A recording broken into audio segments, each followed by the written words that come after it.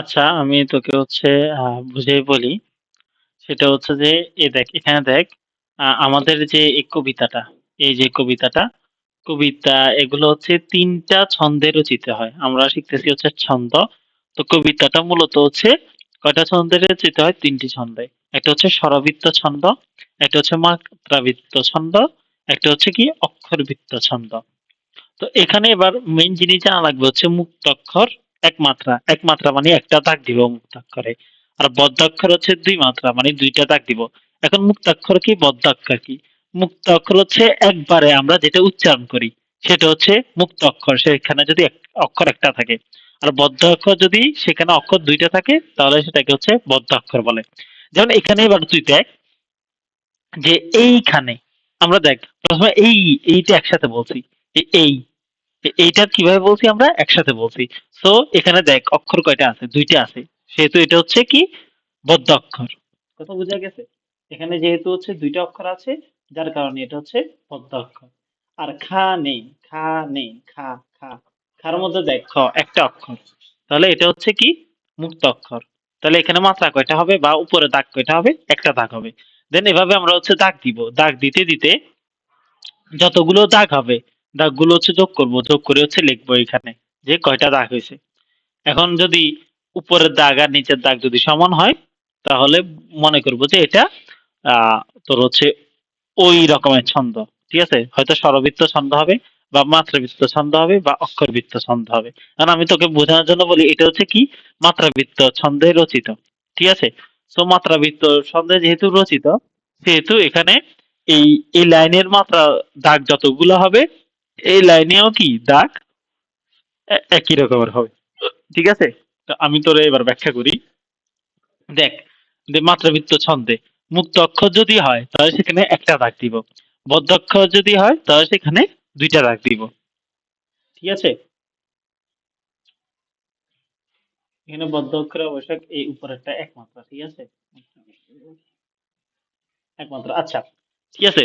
তো এখন এই এটা যেহেতু মাত্রাবৃত্ত ছন্দ তাহলে আমরা মুক্ত অক্ষর পেলে, মুক্ত অক্ষর যদি পাই তাহলে একটা দাগ দিব, মাত্রা মানে দাগ। বদ্ধ অক্ষর পেলে ২ টা দাগ দিব। এবার এখানে দেখ, এইখানে তো দাদির কবর ডালিম গাছের তলে, এই দাগগুলো তুই এমনিতেই মুখস্থ দিয়ে দিবি, এগুলা পরে আমি দেখাবো। আচ্ছা যাই হোক, এইখানে দেখ, এইখানেতে দেখ এই এইটা হচ্ছে একসাথে। ঠিক আছে, তো এটা হচ্ছে বদ্ধ অক্ষর। খা নেই, খা নেই, খা হচ্ছে মুক্ত অক্ষর, নে হচ্ছে কি মুক্ত অক্ষর। তোর, আমরা কিন্তু একসাথে বলি, তোর বলি না, আমরা বলি তো। তো তোর হচ্ছে কি বদ্ধ অক্ষর। বদ্ধ অক্ষর দিলে আমরা নিচে এভাবে দাগ একটা দিব। ঠিক আছে, তারপর উপরে আবার দাগ দিব, এটা দেখাচ্ছি। দা ধীর, দা, দা হচ্ছে কি মুক্ত অক্ষর। ধীর, এটা হচ্ছে বদ্ধ অক্ষর। ক বর, ক হচ্ছে কি মুক্ত অক্ষর। বর হচ্ছে কি বদ্ধ অক্ষর। ঠিক আছে, ডালিম, ডা হচ্ছে কি মুক্ত অক্ষর। লিম হচ্ছে কি বদ্ধ অক্ষর। গাছের, গা হচ্ছে মুক্ত অক্ষর। আর ছের হচ্ছে কি বদ্ধ অক্ষর। বদ্ধ অক্ষর তো বুঝতেছ যে যেমন এখানে তোরের মধ্যে কি দেখ, এখানে একটা অক্ষর আছে, এখানে একটা অক্ষর আছে, এখানেও একটা অক্ষর আছে, এইখানে একটা অক্ষর আছে, এখানেও একটা অক্ষর আছে। ওই জন্য তোরটা হচ্ছে কি বদ্ধ অক্ষর মানে ২ টা অক্ষর, বা একের অধিক অক্ষর। ঠিক আছে, আচ্ছা। যেমন তলে, তলে কিন্তু আমরা একসাথে বলি তলে। ঠিক আছে, তো হ্যাঁ, তো তলে, তলে এটা কিন্তু আমরা একসাথে বলি না, লে, তলে। তাহলে এটা হচ্ছে কি মুক্ত অক্ষর, যেহেতু এখানে একটা অক্ষর, এখানে একটা অক্ষর, এখানে একটা অক্ষর, তো সেহেতু এটা হচ্ছে কি মুক্ত অক্ষর। ঠিক আছে, এবার আমরা দাগ দিব। এ দেখ, এ দাগ এটা মানে কি এটাও বদ্ধ অক্ষর ছিল না, এইখানের মধ্যে এটা বদ্ধ অক্ষর ছিল না। বদ্ধ অক্ষর হইলে দেখ মাত্রাবৃত্ত ছন্দে বদ্ধ অক্ষর হইলে কয় মাত্রা হবে? ২ মাত্রা হবে। সো ২ মাত্রা মানে ২ দাগ হবে। আমি হচ্ছে ২ দাগ দিলাম। তারপর হচ্ছে আহ মুক্ত অক্ষর হইলে মানে একটা অক্ষর হইলে কয় দাগ হবে?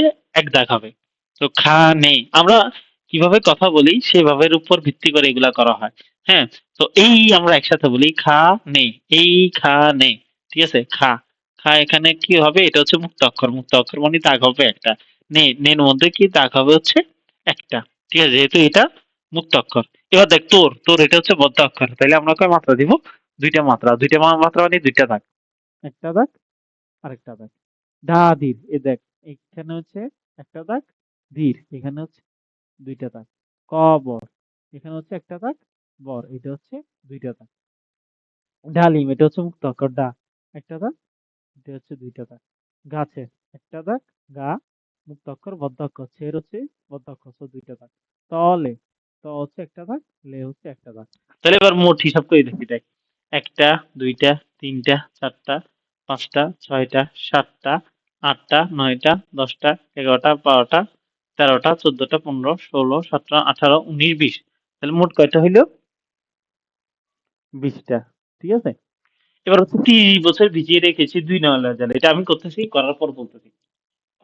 দেখ আমি হচ্ছে এখানেও দাগ দিছি, এবার দেখ 30, 30 বছর ভিজায়ে রেখেছি 2 নয়নের জলে।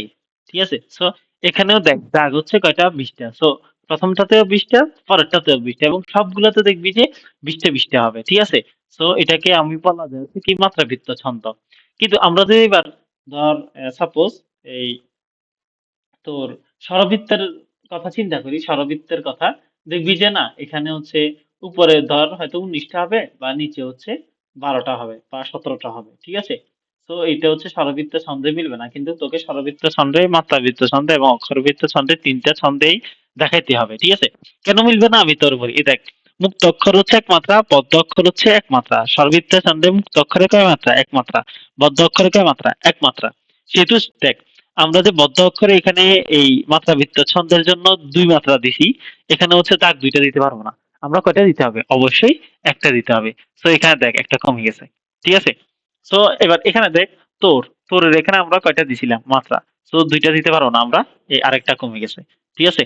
দাদির, দাদির এখানেও কয়টা মাত্রা দিতে হবে? একটা, তাহলে আরেকটা কাটিয়ে দিলাম। কবর, কবরের মধ্যেও 2টা আছে, কয়টা দিতে হবে? একটা দিতে হবে, সো এটাও কেটে দিলাম। ডালিম, ডালিমের এখানে কয়টা দিতে হবে?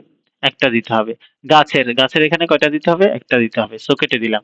সো এখানে এবার আমরা হিসাব করি 1 2 3 4 5 6 7 8 9 10 11 12 13 14। ঠিক আছে? সো এখানে দেখ 14টা হয়েছে। এখানে কি স্বরবৃত্ত হয়ে গিয়েছে 14টা। এবার আমরা দেখি যে নিচের লাইনে হচ্ছে কয়টা হয়, নিচের লাইনে স্বরবৃত্ত কয়টা হয়। দেখ এখানে আমরা আবার কাটি। এই দেখ এখানে যে আমরা বদ্ধ অক্ষরে 2 মাত্রা দিচ্ছি, 2 মাত্রা দিতে পারবো না, কারণ স্বরবৃত্তে বদ্ধ অক্ষরে কয় মাত্রা? এক মাত্রা, মানে কি দাগ হচ্ছে একটা। সো এটা আমি কাটি দিলাম, এটা কাটি দিলাম, এটা কাটি দিলাম। দেখ তারপর আছে কোথায়? এখানে, এখানে এটা কাটি দিলাম, তারপর এখানে আর নাই। তাহলে এখানে এবার গুনি 1 2 3 4 5 6 7 8 9 10 11 12 13 14 15 16। দেখ এখানে এবার হচ্ছে কয়টা? 16টা। ঠিক আছে? তো দেখ স্বরবৃত্ত ছন্দে প্রথমে হচ্ছে 14টা, পরে হচ্ছে 16টা। এখানে মিল খাইছে কিনা? মিল খায় নাই। সো এটা আসলে কি স্বরবৃত্ত ছন্দে রচনা না। ঠিক আছে? এটা অবশ্যই কি কোন বৃত্ত ছন্দে রচনা করেছে? মাত্রাবৃত্ত ছন্দে। কথা বোঝা গেছে? সো এভাবে হচ্ছে তুই সবকিছু হচ্ছে বের করবি। অক্ষরবৃত্তেরও আমি দেখাইলাম না, তুই বের করে দেখাবি যে অক্ষরবৃত্ত প্রথম লাইন এবং দ্বিতীয় লাইনের মধ্যে মাত্রাটা গুলা মিলবে না, বা দাগ গুলা মিলবে না। সো যদি না মিলে তাহলে সেটা সে মাত্রা হবে না। যেহেতু এখানে মাত্রাবৃত্তের মিলছে, মাত্রাবৃত্তে মিলছে 20 20, সেহেতু এটা কোন ছন্দে রচনা করা হয়েছে? মাত্রাবৃত্ত ছন্দে। ঠিক আছে? মাত্রাবৃত্ত ছন্দে রচনা করা হয়েছে।